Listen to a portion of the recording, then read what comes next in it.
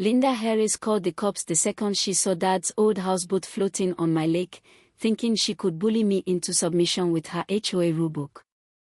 She stood there, smirking, arms crossed, as sirens wailed, but one piece of paper from my pocket turned her precious Marina, her HOA's crown jewel, into my property in minutes, leaving her speechless. What I did next, though? That's what made her regret ever crossing me. I'm Ethan, a 37-year-old coder who came back to Cedar Hollow, Texas, after Dad's heart attack last spring, inheriting our family's 40-acre ranch and a lake that's been ours since the 80s. That houseboat, part pontoon, part shed, with mismatched windows and a bunk Dad built after Mom passed, was his sanctuary, and I wasn't letting anyone touch it. Driving up from Houston, Dad's voice haunted me. This land's got secrets, Ethan. I'd meant to visit, but work kept me away, and then he was gone, collapsing while feeding the base. The ranch felt frozen in time, cedar trees, dusty trails, the lake glinting like it held all my childhood summers. But trouble showed up fast. Linda, the HOA president, marched across my property like she owned it, pearl earrings flashing, 2 board members trailing her like bodyguards. Ethan Carter, she snapped, voice dripping with country club scorn, that monstrosity pointing at the houseboat is killing our property values. She handed me a fresh printed rulebook, citing new watercraft standards, and $400 daily fines if I didn't ditch the boat in 48 hours. New rules, huh? I said, smelling the ink. Passed last week, she replied, her smile tight as a drum. Your dad's passing gave us clarity. The way she said it, like Dad's death was her green light, made my blood boil. Cooperation's what makes a community, she added, all fake sweetness. I looked at the houseboat, bobbing where it had for 20 years, and felt Dad's stubbornness rise in me. Cooperation feels more like extortion, I shot back.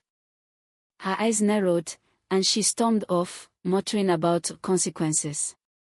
That night, staring at the lake under a sky full of stars, I knew this wasn't about aesthetics, it was about power. Linda thought she could steamroll me while I was grieving. Big mistake.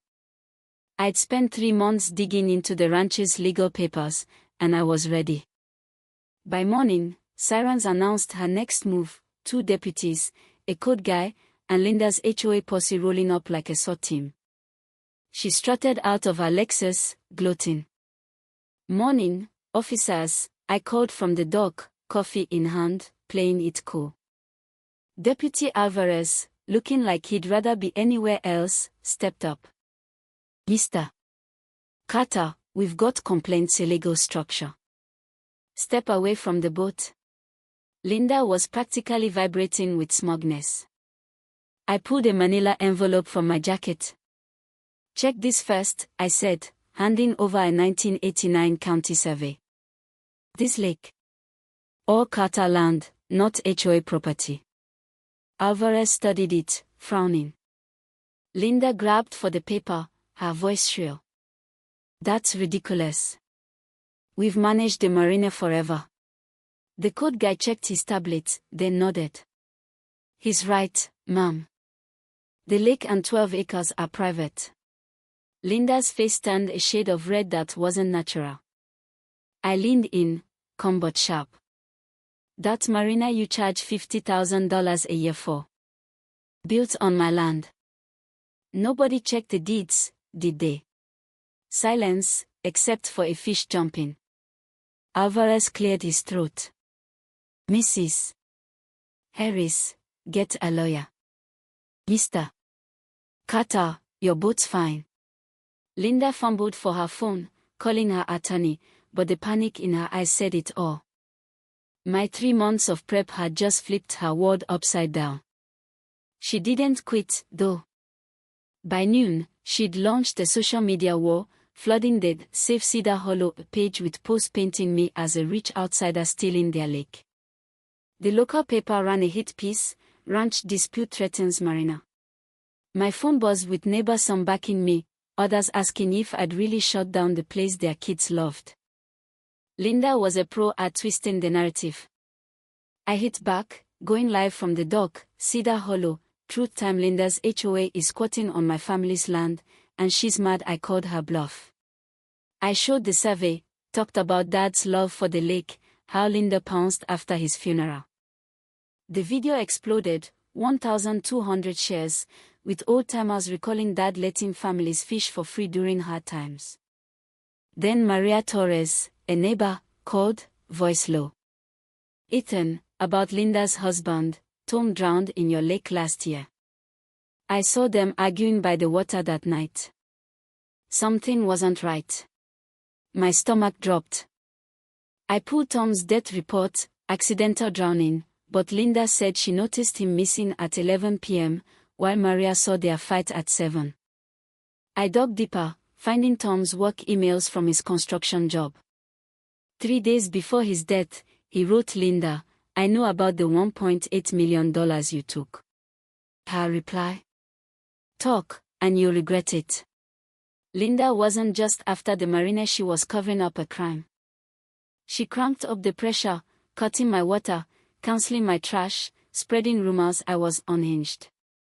I went dark, renting a cabin 15 miles away under a fake name, letting her think I'd caved.